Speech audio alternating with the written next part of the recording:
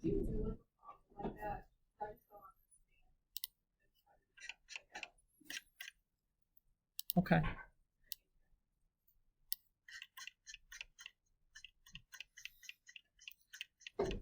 So that would be like what we did on worksheet 3.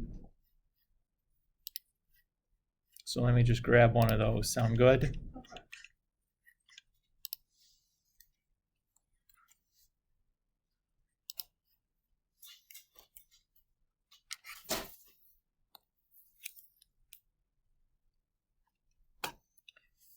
So, same basic premise as writing the sinusoid from the description, right? I need to figure out the values for A, C, H, and K, and then I'm basically done. So the advantage of this versus the description is here we have all the information instead of just some of the information. So I would start by just identifying the midline. So just using my eyes. This would be the midline, right? Right. And I know the midline is y equals k, so the k here is just 2. You good with that? Yes. Next, I'll find the amplitude. I know the amplitude is the distance from one of the extrema to the midline. So the midline's at 2, that extreme point's at 5, so the amplitude would have been. That's good. Next thing I'm going to do is come up with the period. So the period is like the length of one cycle. So that period could be that distance, right? Where I have a down hump, then an up hump. So this one is at negative 2 pi is what that looks like, and we're going to positive 2 pi. So my period is 4 pi. So here I can see really quickly that the C is going to be 2. Is that okay? Yeah. Okay. And then the last thing I'm going to do is for either sine or cosine or both, I don't know what you want me to do. We're going to pick a value or figure out the value for A and then figure out the value for H, right? Or I should say the sine of A and the value of H. Okay? So if I'm doing sine, I'm going to use the point 0, 0,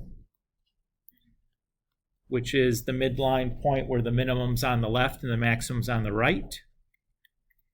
The transform point, I'm going to use the midline point that's given to me, 0, 2. And I notice that there the minimum is on the left and the maximum is on the right.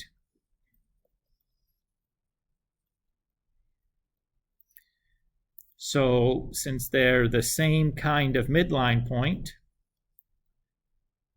I know that A is positive. And because the x coordinate of my parent function is 0, the h is just going to be the x coordinate for my transform function.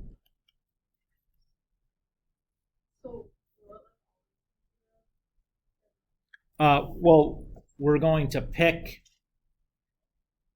so that it will always be 0.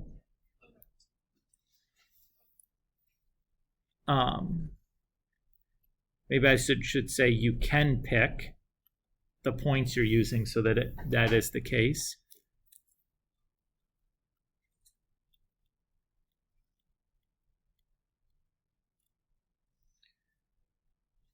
And if I'm doing cosine, there the parent function point I'm using is 0, 1, which is a maximum. So for my transform point, I need to pick one of the extreme points. Do you have a preference between negative pi, negative 1, and pi 5? No. Okay, will you pick one? You can choose whatever you think. They're the same. Oh. Okay. So negative pi, negative 1. And I notice that that is a minimum. Since we're going from max to min, what does that tell me about A? Very good. And the value for my H should be negative pi. Again, since the x-coordinate of my parent function is 0, the h is my x-coordinate for my transform function. So it's always the transform function that's the h. Yes.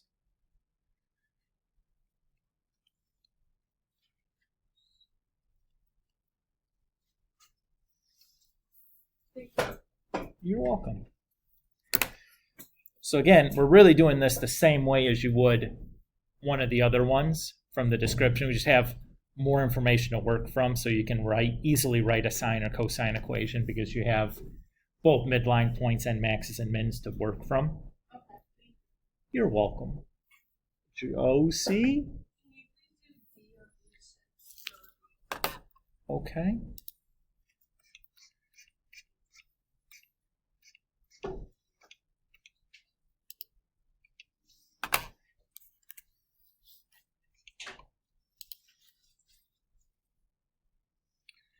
But you're happy with that, what we did there, Grace? Yeah.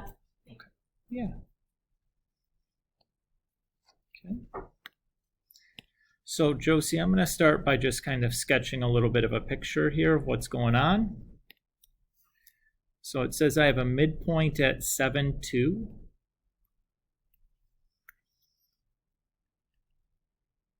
So I know that the midline goes through that right away, so I'm going to draw that in. And it says my next extreme is at 15, negative 13. So it's down there. So clearly that's a minimum, right? And then I'm going to draw in the rest of a full period.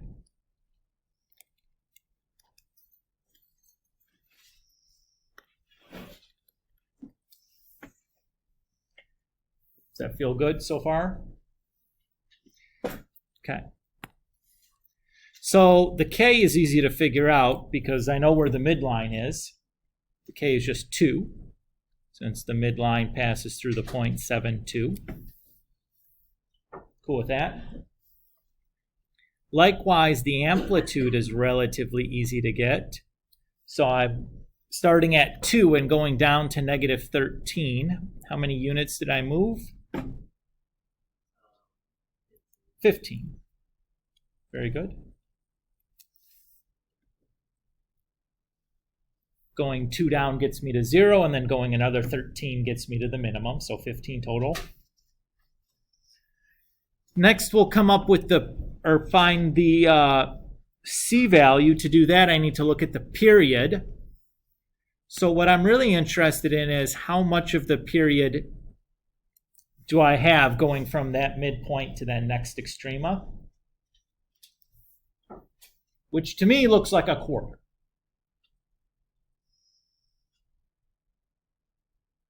Right? So midpoint to the next midpoint should be half, because I've done the bottom hump, and then the top hump should be the other half. So I have half of a half, which is a quarter. Does that feel okay? Yeah, did you just do that? Okay. So like, to me, I have like 4 pieces, right? Midpoint to extreme, extrema back to midpoint. And I have one of those 4. Oh. Right? Okay. Because I have it midpoint to extrema. And there's 4 of those sections. Oh. So I have a fourth of it. Does that feel okay? Yeah. So I just kind of looked at the picture.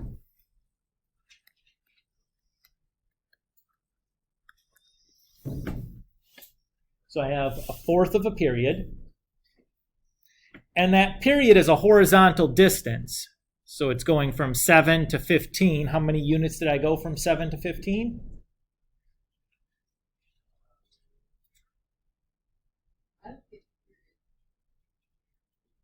8, right?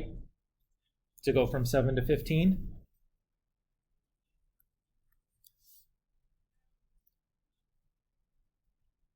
So that's how long a fourth of a period is, right? If I multiply both sides by 4, then 1 period is 32. Does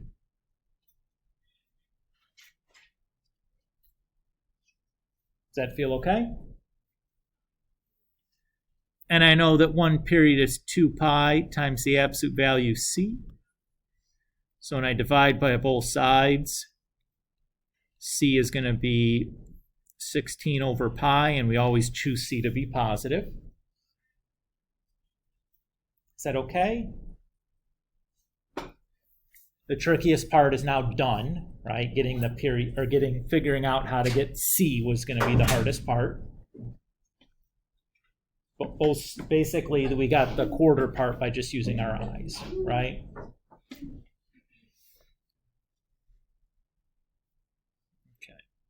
Okay. The last thing we're going to do is pick whether we're going to use sine or cosine, figure out whether a is positive or negative, and then find h. In this case, Josie, which one would you want to use, sine or cosine? Okay. Either would be appropriate because we have both midpoints and we have an extreme point.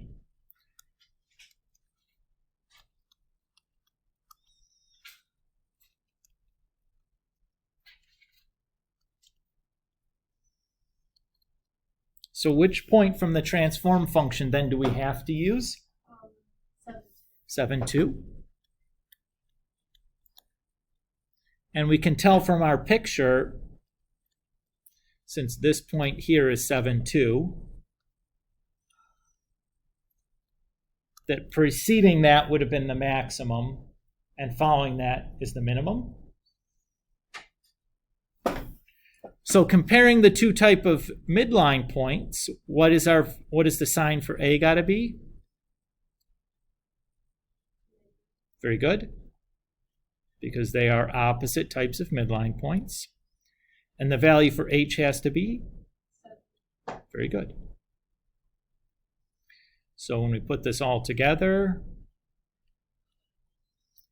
and then 1 over c, so I'll just make that the reciprocal.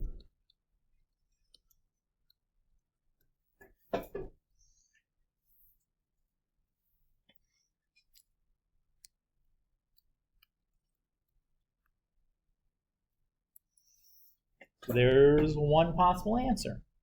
Does that feel okay? Of course. What's going on, Marks? I just forget. How do we know it'd be a negative if it was a positive? Which one? What are you talking about? The A? Yeah, sorry. So we know that the absolute value of A is 15. So A could be positive or negative. And the way we figured out that it was negative is we compared the type of midline points that we had. Notice that they are opposite. Yeah. That's how we know the A was negative. If they were the same type of midline point, the A would be positive. Okay. Is that okay? Yeah. And the parent function stuff, that's always the same every time we use sine. And this piece we got from our picture that we drew. Okay, thank you. No problem. Again, sometimes this gets a little tricky because some of these things we're not exactly doing algebraically, right? The negative just is appearing because graphically that's what it needs to look like. It's not like we solved something to find out it was negative. We just kind of looked at some things with our eyes. Alyssa? For C, on that same page, I have 2 questions. So for one, since we know that what they give us is maximum, can you make that 0, 1 from the parent function maximum or minimum? So you can choose that?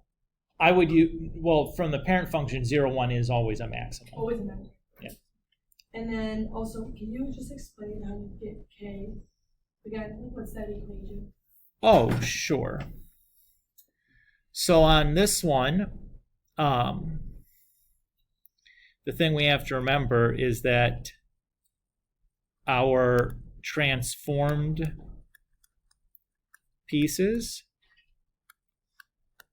we get from that transformation map, right? when we graph things or do a transformation, we do this, right? So to get our new transformed x-coordinate, we do c times the x from the parent plus h. And to get our y-coordinate, we do a times the y from the parent plus k. So this one, if you're talking about solving for k, which is what you would need to do in that one, you're doing this. Yep. So we would end up with like -2 equals, the a in this case would have been 2 times 1 plus k. So you'd end up with the k being -4.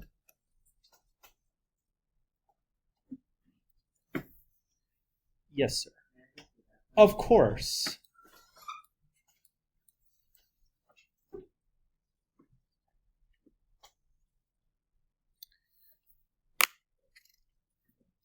Margot.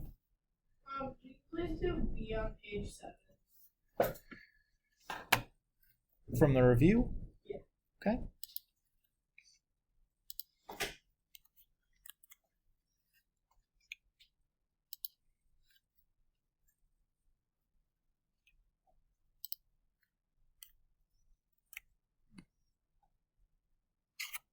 So any of these graphing problems, the first thing I'm going to do is figure out my values for A, C, H, and K. So here, the first thing I'm going to check before I can do that is to make sure that the leading coefficient on my x is 1, which is not the case in this problem. So I'm going to begin by factoring. So I can take out a 1/2.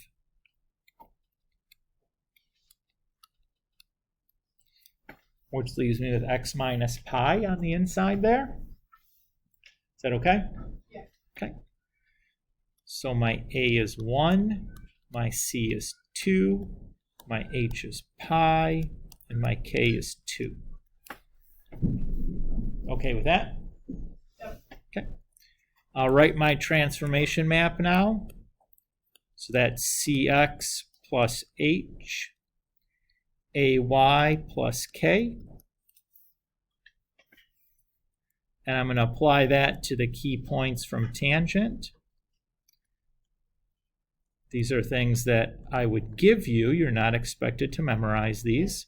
Is that just on the unit circle? I mean, they kind of come from the unit circle, So, but they're not things that you need to memorize. They're things that I will just put on the problem for you. So like the graphing problems on the test will look like the graphing problem from the homework quiz, where I have like all the parent function key points, and then there'll be like a space to write the transform point. So it'll be all formatted for you okay. in a way that it'll be really easy what you're supposed to be doing. So then to figure out my transform points, I'm going to just take my x and plug it in for x, and my y and plug it in for y. So that's going to be 0 and undefined.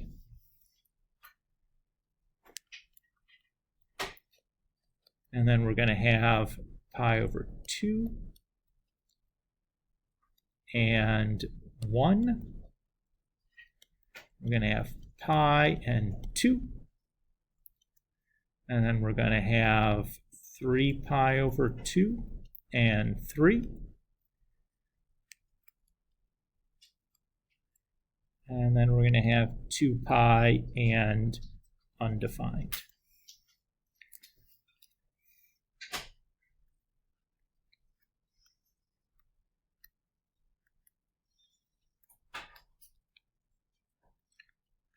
So Alyssa, I think what happened is I switched up the two graphs. Oh. Like this one probably should have been paired with the other one, and the other one should have probably been paired with this problem. Would have made more sense, but you know, whatever.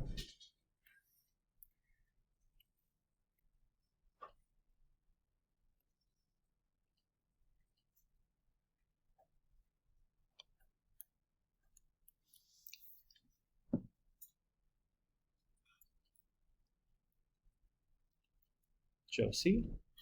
Can you please show me the map for pi? Sure. That was screwed up. So you're talking about that, really just the x coordinate I take, right? You can do 2 plus 1 is 3 to get the y. Wouldn't it be 2? No, I'm saying you just need me to worry about the x coordinate. Yeah. You can do the 2 plus 1 to get Yeah. 3 for the y. Yeah. Yeah. I just double checking. Yes. Okay. So when we multiply fractions, you multiply the tops together and the bottoms together.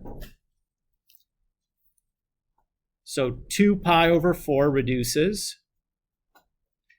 And then we'll make a common denominator here.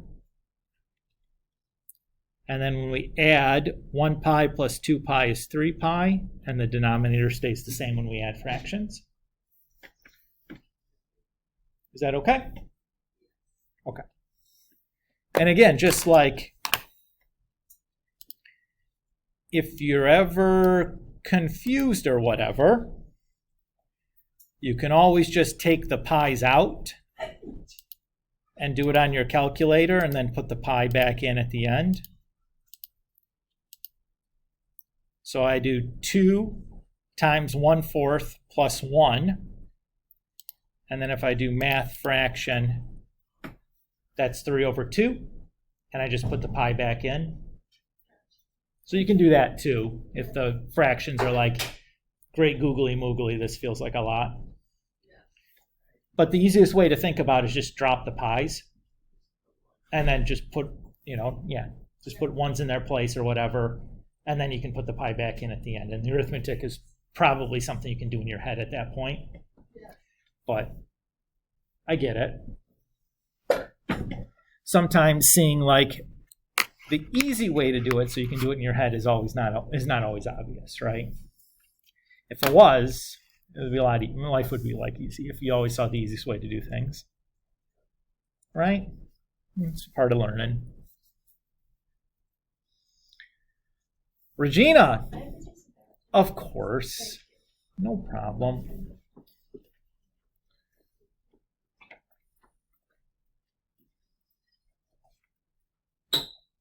All right. What do you guys think? We happy with our question situation? I feel like I get it now, but when I go on the test, it's just out my mind. Start this then. Keep on asking, bro. Which page? 4. Page Question A. 4, question A. Oh, I have one.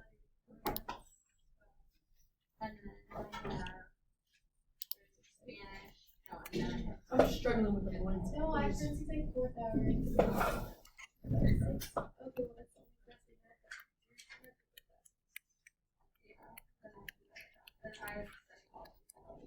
well, that's So you're good with that, right? So my transformation map, stop talking please. Would you rather sleep in the well, no, that would never come in. You okay with that? That's Okay? no, I never. Yes.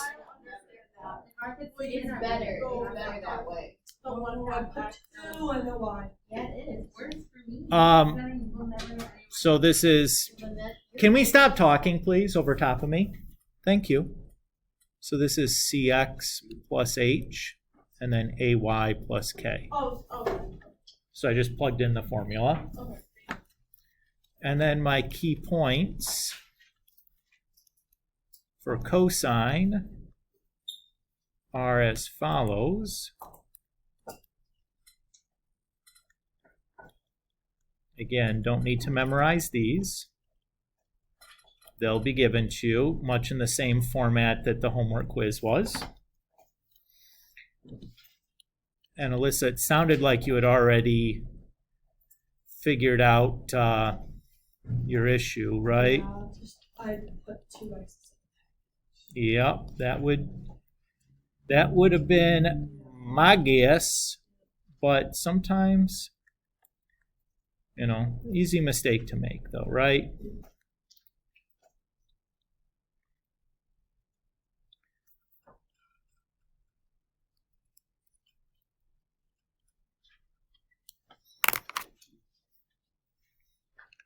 Just FYI also, you can kind of check this with your calculator.